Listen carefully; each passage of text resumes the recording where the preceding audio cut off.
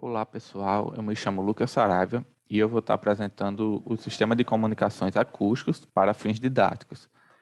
Esse trabalho, ele surge como uma alternativa aos sistemas de comunicações convencionais para fins didáticos, visto que os alunos que estudam telecomunicações, no dia a dia, eles têm dificuldade na acessibilidade desses sistemas de comunicação, porque são equipamentos caros e que as faculdades costumam dispor de poucos para a prática do dia a dia do estudante. Portanto, a ideia era que fosse construído um sistema capaz de transmitir informações, que seja possível verificar visualmente as imperfeições da comunicação, né? No caso, será transmitida uma imagem e a gente vai. A ideia era que a gente pudesse ver os ruídos ou as imperfeições que serão trazidas pelo canal e promover a unificação dos conhecimentos através de metodologias ativas. Ou seja, o estudante aprende em sala de aula e é capaz de chegar em casa e aplicar aquele conhecimento que ele aprendeu apenas em linhas de código. E é uma forma que é possível se explorar os sistemas de comunicação em módulos, até para se corrigir problemas futuros. É uma abordagem importante que todos os estudantes devem ter.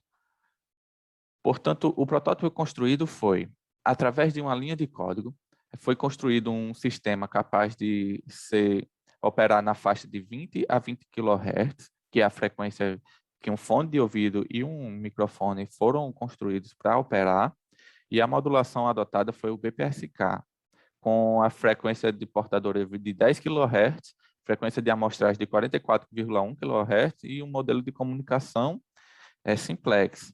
Enquanto um fala, o outro apenas escuta. Aqui está o fluxograma, que a informação ela transitará até chegar no destino.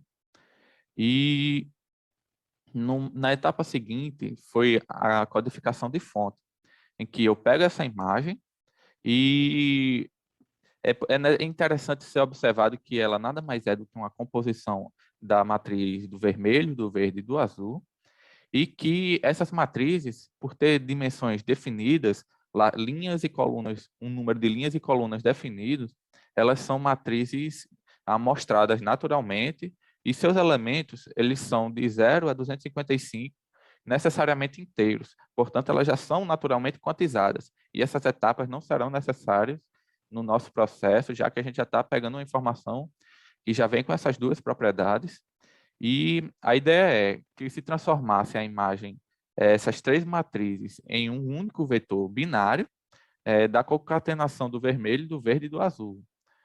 Então, chega-se no módulo de codificação de linha, que será adotada a sinalização não return to zero e acrescentado o metadata com as dimensões da imagem, com a palavra de sincronismo de 52 amostras.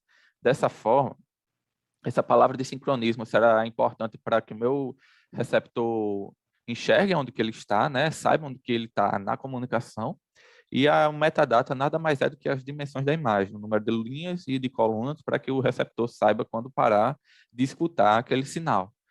Então, na etapa seguinte, o formatador de pulso que foi utilizado foi o filtro casado, como sendo cosseno levantado, e que ele vai participar como uma forma de proteger o nosso sistema de comunicação de interferência intercibólica e também de proteger o sinal de ruídos de alta frequência. E foi adotado o fator de roll-off de 0,25. Aqui está uma imagem do filtro casado que ela praticamente, quando você constrói o cosseno levantado, você é capaz de plotar ele a qualquer momento e passar a imagem para o módulo seguinte, que é a modulação.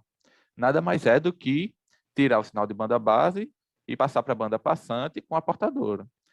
E, e foi adotada a frequência da portadora de 10 kHz.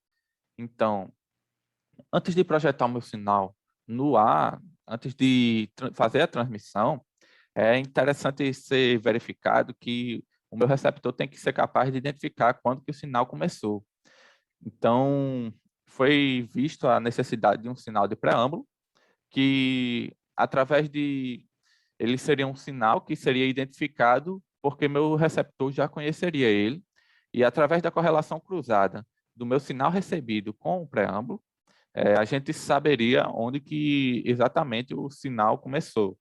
No caso, a correlação cruzada, esse pulso para cima e pulso para baixo é o sinal de preâmbulo, e quando eu faço a correlação cruzada do meu preâmbulo com o sinal todo que foi recebido, existe um pico que é possível ser observado, que é onde o sinal começa.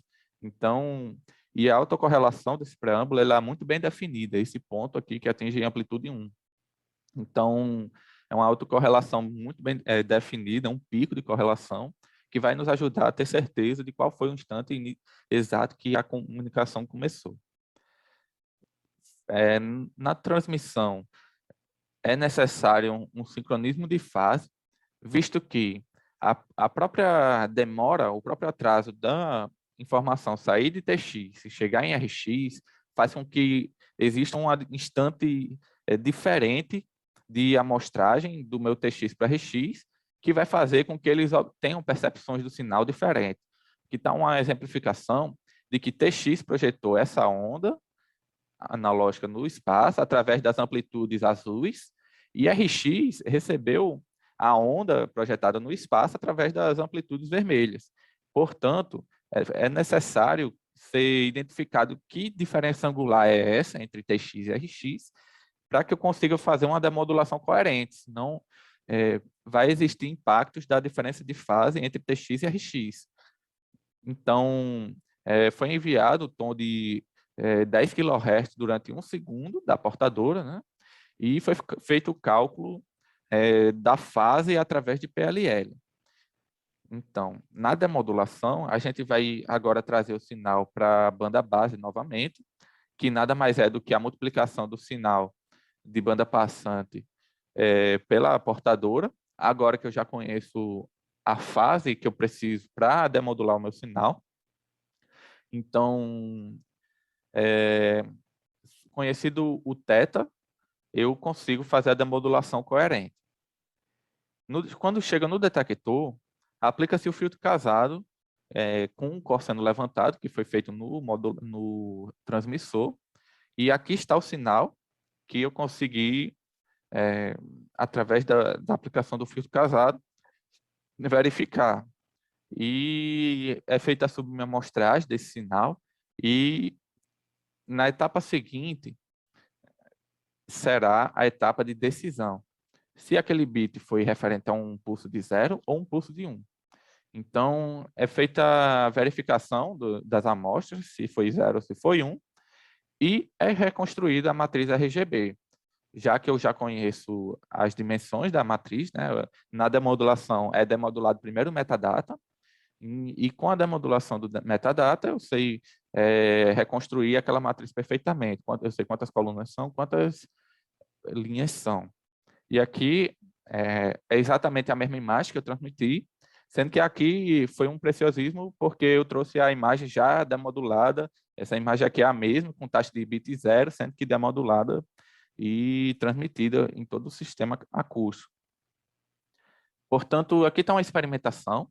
No caso, foi colocado o fone de ouvido na cara do transmissor, né, na cara do receptor do microfone, e foi feita a transmissão de um desktop para um notebook.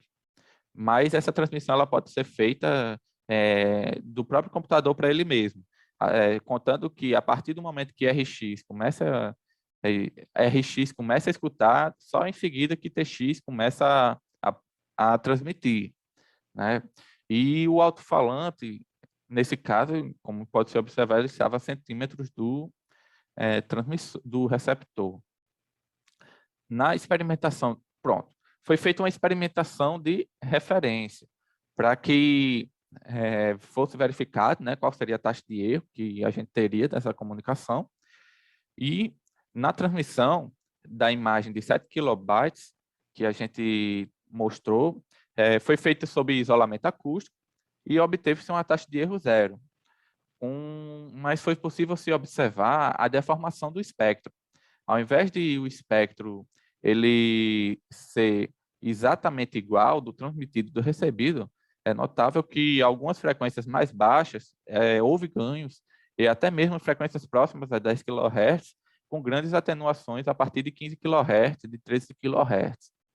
Então, foi a partir desse modelo que foi bem sucedido, teve taxa de erro zero. A gente aproveitou esse modelo e agora a gente fez experimentações. Como assim? Foi calculado a potência do sinal e construído um sinal ruidoso, um ruído AWGN, para verificar como que esse ruído impactaria no nosso sistema de comunicação. No caso, a relação sinal-ruído foi valores de 5, 1, menos 5 e menos 10 dB, e foi observado que apresentou chuviscos semelhante à televisão antigas, analógicas, que quando ficavam fora de sintonia. Outra experimentação feita a partir do modelo de referência, né, experimentação de referência, foi observado para qual desvio de frequência, se meu receptor ele demodular todo o sinal em 10 kHz,005, qual seria esse valor de diferença de frequência que impactaria significativamente no meu sinal. E foi observado que, após implementar um erro de frequência, uma diferença de frequência de 5 vezes 10 a menos 3, observou-se que o sistema de comunicação ele passa a errar praticamente tudo. E conforme eu vou aumentando a diferença de frequência, é possível ser verificado que a taxa de erro ela converge muito rápido para 0,5. E isso tem um motivo porque quando a taxa de erro é 0,5 em comunicação digital, significa que o sistema de comunicação errou tudo. E a sincronização de fase foi feito aproveitamento do experimento de referência e da mesma forma que acrescentou de propósito uma diferença de frequência no receptor, foi acrescentada agora uma diferença de fase e manteve-se a frequência normal, a frequência padrão de 10 kHz. E conforme eu distanciava a frequência de referência do zero, era possível observar que a taxa de erro começava a aumentar e foi observado uma curva, né? Foi feito um loop que foi testado várias delta teta diferentes para ver o quanto eles prejudicaria o sistema de comunicação. E nesse loop obteve-se essa curva. Para cada diferença angular, foi observado que chegava um momento que ela atingia 0,5 de taxa de erro. Então, a taxa máxima observada foi de 0,5, ou seja, a imagem veio completamente errada.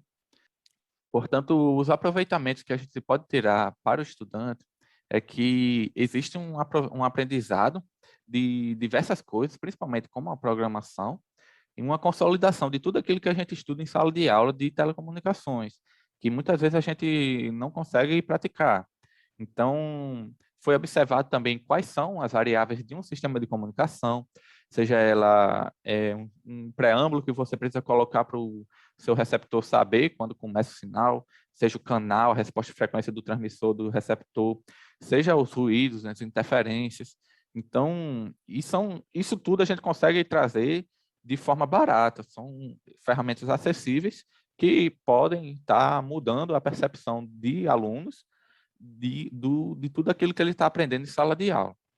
Então é isso, pessoal. Espero que tenha gostado da apresentação.